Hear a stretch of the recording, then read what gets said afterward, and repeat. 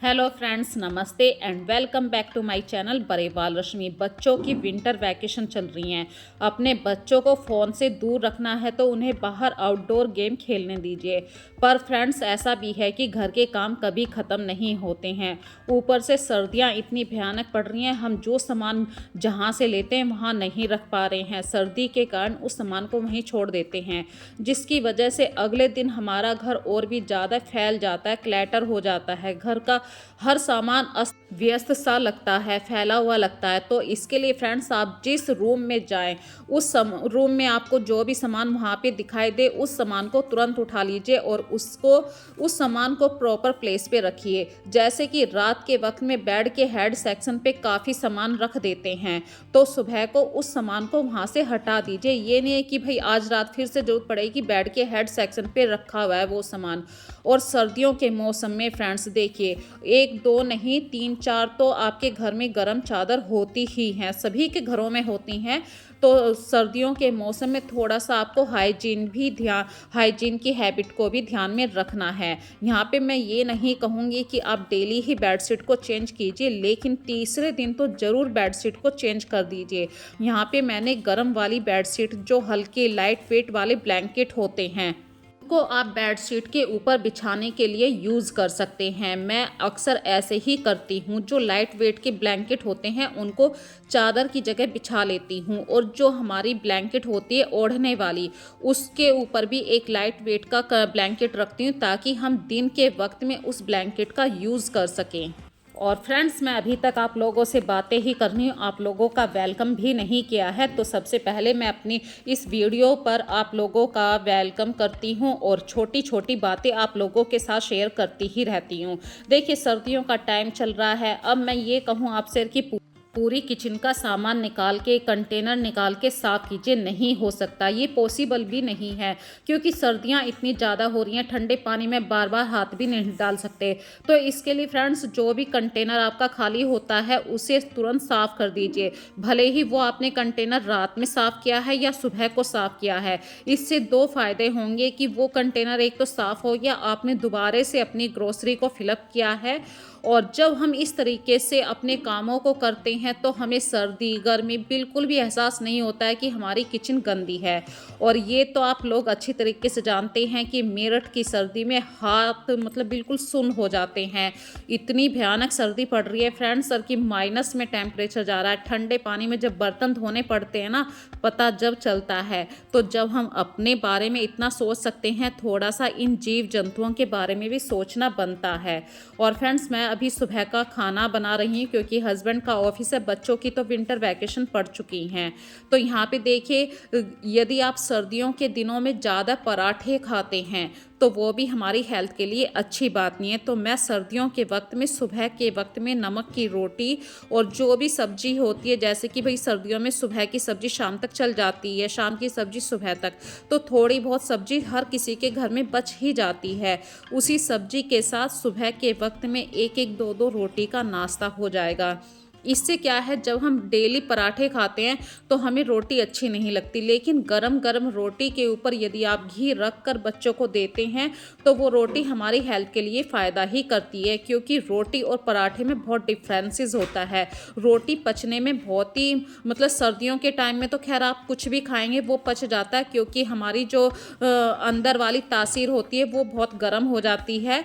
इसलिए गरम गरम रोटी बहुत ही अच्छी है हेल्थ के लिए, पराठों के बजाय। तो फ्रेंड्स, मैं यहाँ पे आप लोगों को लेक्चर नहीं दे रही हूँ, बस हल्की सी आप लोगों के साथ बात शेयर करी थी। पराठों से बेस्ट है रोटी खाइए।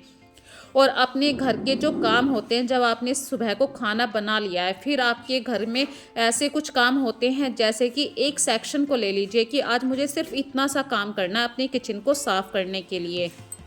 तो यहाँ पे देखिए फ्रेंड्स, मैंने गेहूं को रात में बॉईल कर दिया, मतलब ठंडे पानी में भीगने के लिए रख दिया था। अब सुबह को मैं ये बड़े से बर्तन में गेहूं को उबाल रही हूँ। इसका क्या कारण है? इसका ये है कि भाई जब हमें सर्दी लगती है, हमें भी अन्न चाहिए। तो हमारे जो आसपास जीव जंतु होते हैं, उन्हें यदि हम कुछ इस तरीके से, जैसे पक्षियों को दाना डालते हैं, तो उनके लिए तो आप कच्चा दाना डालते हैं, पर यदि आप मछलियों को इस तरीके से उबाल के खाना देते हैं, उबले हुए गेहूँ देते हैं, तो वो हमारे भाग्य को भी बढ़ाते हैं। हमारे भाग्य में कुछ प्रॉब्लम आ रही होती हैं, तो वो भी ख़त्म हो जाती हैं। तो जो मैंने गेहूँ को उबाल के रखा है, उसे ठंडा होने के लिए रख दिया है, लेकिन इस बीच में मेरी गैस काफ़ी गंदी हो गई थी। भई किचन में जब आप कुछ भी काम करेंगे, तो गैस तो गंदी होनी बनती भी है। नहीं तो साफ किचन में कैसे काम चलता रहेगा, किचन तो गंदी होती ही है। तो फ्रेंड्स, बस सुबह के वक्त में, सर्दियों में यदि आपको रात के वक्त में टाइम मिल रहा है तो रात के वक्त में अपनी गैस को साफ करके सोइए। अदरवाइज 24 घंटे में तो एक बार आपको सरफ का, साबुन का हाथ लगा के अपनी गैस को बिल्कुल नीट एंड क्लीन रखना है। इससे क्या होता है कि भाई किचन में सर्दियों के वक्त में बार बार कभी चाय बन रही है, कभी बच्चों के लिए दूध बना रहे हैं, कभी गरम गरम खाना बना रहे हैं, तो गैस काफ़ी गंदी हो जाती है। यदि आप उसे आज साफ़ नहीं करेंगे, कल साफ़ करेंगे, तो पूरा दिन किचन मतलब बहुत ज़्यादा गंदी रहती है, जिसकी वजह से एक नेगेटिव एनर्जी भी आपके घर में आती है। तो अपनी किचन को आप कैसे साफ़ रख सकते हैं, ये मैंने अभी छोटी सी बात आप लोगों के साथ शेयर करी है। किचन में जैसे ही बर्तन साफ़ करें, तुरंत ही गैस को भी साफ़ कर दीजिए। पर हमारी किचन में कुछ बर्तन ऐसे भी होते हैं, जैसे कि कल रात मैंने खाना बनाया था, तो घी भी बना रही थी। घी बनाते बनाते जिस बर्तन में घी बनाया, वो बर्तन के अंदर थोड़ी सी तली में घी की जो छाछ होती है वो जल गई। अब इस छाछ वाले बर्तन को यदि हम आज ही साफ़ करेंगे तो नहीं होने का, तो मैंने रात भर इसके अंदर पानी भर के रख दिया था, सुबह को आराम से साफ़ हो जाएगा। और ये रात रात में अच्छी तरीके से फूल गई, वो जो नीचे तली में जली हुई खाने का मटेरियल था। और सुबह उठ के जब मैंने इस बर्तन को साफ़ किया, आराम से साफ़ हो गया। इसी तरीके से गैस की एसेसरीज, कुछ ऐसे प्लास्टिक की बास्केट हम किचन में रखते हैं। किचन में बहुत सारे छोटे छोटे से सामान होते हैं, उनको ऑर्गेनाइज करने के लिए हम इस तरीके की बास्केट का यूज़ कर लेते हैं। तो इन्हें टाइम टू टाइम ज़रूर साफ़ करना चाहिए, नहीं तो इनकी तली में इतनी ज़्यादा छोटे छोटे से खाने के पार्टिकल्स गिर जाते हैं, रोए की डस्ट आ जाती है, जिसकी वजह से चीज़ों को छूने में हमें थोड़ी सी असहजता होती है। मतलब अब आप समझ गए होंगे क्या वर्ड मैं बोलना चाह रही हूँ। तो किचन के अंदर यदि आप इस तरीके की बास्केट का यूज़ करते हैं, तो हफ्ते में एक बार ज़रूर साफ़ कीजिए। दूसरी बात आती है किचन में, सर्दियों के मौसम में चीज़ें आराम से नहीं सूखती हैं। यदि आपके किचन में विंडो है, तो आप उस विंडो को ओपन कर दीजिए, ताकि बर्तनों के पास तक हवा आ सके। और बर्तनों को हल्का सा सूखने का टाइम ज़रूर दीजिए। जो गैस की एसेसरीज है, देखिए वो तो सूख जाएगी, क्योंकि गैस पे 24 घंटे में कितनी बार काम होता रहता है, बार बार गैस जलती है, तो गैस की एसेसरीज सूख जाती है। तो गैस साफ़ करने के बाद मैंने दूध भी गर्म होने के लिए रखा था, और जो गेहूं मैं बॉईल कर रही थी वो कच्ची थी, अभी अच्छी तरीके से उसमें उबाल नहीं आया था। मैंने फिर से रख दिया और अपने किचन को साफ़ करने के लिए फिर से लग गई, क्योंकि जब तक किचन पूरी तरीके से काउंटर से साफ़ नहीं होती, हम सामान को इधर से उधर करके साफ़ नहीं करते हैं, जब तक आपकी किचन प्रॉपर तरीके से साफ़ नहीं होती है। तो यहाँ पे फ्रेंड्स, मैं सुबह के वक्त में, रात के वक्त में तो देखिए मैं इतना ध्यान नहीं देती हूँ, रात के वक्त में सिर्फ बर्तन धोकर सोती हूँ। पर सुबह के वक्त में पूरे किचन के काउंटर को, किचन के पास जो सेल्फ होती हैं, इन सब चीज़ों को डीपली साफ़ करती हूँ।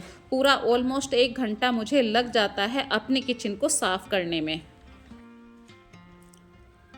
और यहाँ पे देखिए पूरी किचन साफ़ हो चुकी है। सिंक के एरिए के आसपास बिल्कुल भी चीज़ें ना रखें। सर्दियों में नमी बहुत रहती है, जिसकी वजह से जो सिंक में साफ़ करने वाली चीज़ें होती हैं, वहाँ पे बदबू भी खड़ी होती है। तो ऑलमोस्ट 2-3 घंटे के लिए अब मेरी रसोई बिल्कुल साफ़ रहने वाली है। हल्के से मौसम में बदलाव आया है, मतलब घटा तो है, लेकिन फिर भी बाहर आ जा सकते हैं। तो कार्तिक गया है ट्यूशन के लिए, क्योंकि विंटर वैकेशन तो स्कूल की पढ़ रही हैं, ट्यूशन की नहीं पढ़ा करती हैं। और जो गेहूं मैंने सुबह को उबाला था वो ठंडा हो गया।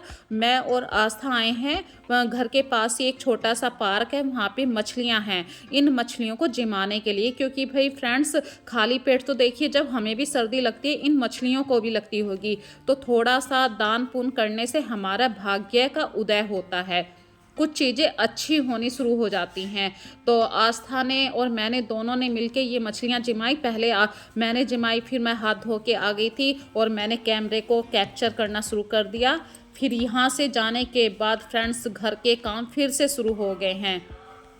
और मौसम में हल्की सी हवा के कारण धूप निकली है। इस धूप का मैं ज़रूर फ़ायदा उठाती हूँ। रात के वक्त में जो फूल खिले हुए होते हैं, कोहरे की वजह से ये फूल ख़राब हो जाते हैं, काले काले से फूलों की पत्तियाँ हो जाती हैं। तो रात के वक्त में मैं इन्हें अंदर रखती हूँ और हल्की सी धूप खिली है तो मैं भी इन्हें बाहर रख रही हूँ। इससे क्या होगा, धूप को थोड़ा सा सूरज की जो रोशनी होती है वो इन फूलों को भी मिल जाएगी। सूरज के बिना तो देखिए हमारा भी शरीर नहीं हिलता है अच्छी तरीके से, हम भी ठंडी ज़्यादा महसूस करते हैं। तो ये तो पौधे हैं। और जो बर्तन मैंने सुबह साफ़ किए थे वो अच्छी तरीके से सूख चुके हैं, 3-4 घंटे हो गए हैं। वहाँ से आने के बाद मैंने सबसे पहले अपने घर में सब्जी को छोंकने का काम किया है। तो इसके लिए देखिए कुछ प्रिपरेशन जो होती है खाना बनाने के लिए होती है वो मैं पहले से पहले कर लेती हूँ। जैसे प्याज को चॉप करके रख लेना, मटर को मैंने पहले ही एक छोटे से टिफ़िन में बॉईल कर लिया था ताकि जब मैं सब्ज़ी के अंदर तड़का लगाऊंगी तो मुझे ज़्यादा मेहनत या ज़्यादा फिर और भी काम ना करने पड़े। तो टमाटो को मैंने पहले ही पीस लिया था, बस अब तड़का दे रही हूँ। क्योंकि फ्रेंड्स ये टाइम है 5 सवा 5 बजे का और मेरे हस्बैंड जब शाम को ऑफिस से आते हैं वो आते ही खाना खाते हैं। 6-7 बजे के बाद फिर वो खाना नहीं खाते हैं। तो मैं टाइम से ही अपने घर में रात का खाना प्रिपेयर कर लेती हूँ। और आज मैं बना रही हूँ मटर की सब्जी है, साथ में इसमें थोड़ी सी मलाई ऐड करूँगी। एक तरीके से आप कह दीजिए कि पाव भाजी ही। और बच्चे जो है ना गाजर की सब्जी को पसंद नहीं कर रहे हैं तो मैंने गाजर को बॉईल करके पीस लिया था। यहाँ पे देखिए मैं थोड़ी सी मलाई डाल रही हूँ। जब हम इस तरीके से सब्जी के अंदर मलाई डालते हैं बहुत ही अच्छा फ्लेवर आता है। ऐसे लगता है जैसे आपने रेस्टोरेंट वाली सब्जी को खाया है। और यहाँ पे मैंने गाजर का एक पेस्ट बना लिया था। तो पाव भाजी तो मैं नहीं कहूँगी क्योंकि मैंने इसमें पाव भाजी का मसाला नहीं डाला है। बस एक नॉर्मल सी सब्जी ही आप कह सकते हैं कि बच्चों को पता नहीं चलेगा कि इसके अंदर कहीं पर मम्मी ने गाजर डाली है।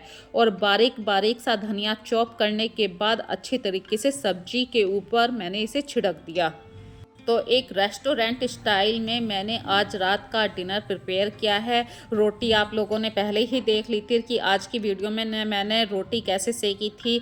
बस अब सब्जी तैयार हो गई है, रोटी बनाऊंगी। और रात के मतलब जो सुबह को बर्तन मैंने धोए थे उन बर्तनों के अंदर भी यदि 1-2 कंटेनर मुझे धोना होता है मैं उसे ज़रूर धोती हूँ। इससे क्या होता है कि मेरी किचन बहुत ही हल्की रहती है, कोई ना कोई कंटेनर रोज़ खाली होता ही रहता है और वो कंटेनर भी साफ़ रहता है। बास्केट के अंदर जो सबसे नीचे कुछ बर्तन रहते हैं उनके अंदर नमी की मात्रा रहती है, वे बर्तन गीले रहते हैं। तो सारे बर्तनों को मैंने बास्केट से निकाल के बास्केट को सूखने के लिए रख दिया। जो चम्मच थे उन्हें किसी टॉवल पे रख दिया ताकि वे सूख जाएं। और जो बर्तन है जैसे कि अभी मुझे चाय बनाने के लिए भगोने की ज़रूरत है या जो बर्तन सूख चुके हैं उन्हें प्रॉपर प्लेस पे रख दिया। सुबह के वक्त में मैंने जिस बास्केट को धोया था वो बास्केट भी सूख चुकी है। अब इस बास्केट में फिर से मुझे सामान को सही से ऑर्गेनाइज करके रखना है।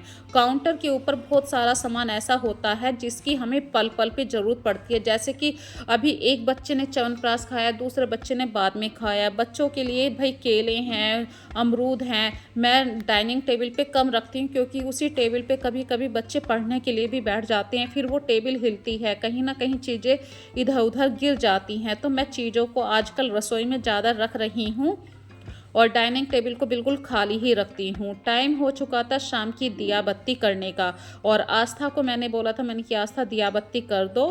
तो इस तरीके से आज की वीडियो का पूरा एक दिन मैंने आप लोगों के साथ शेयर किया है।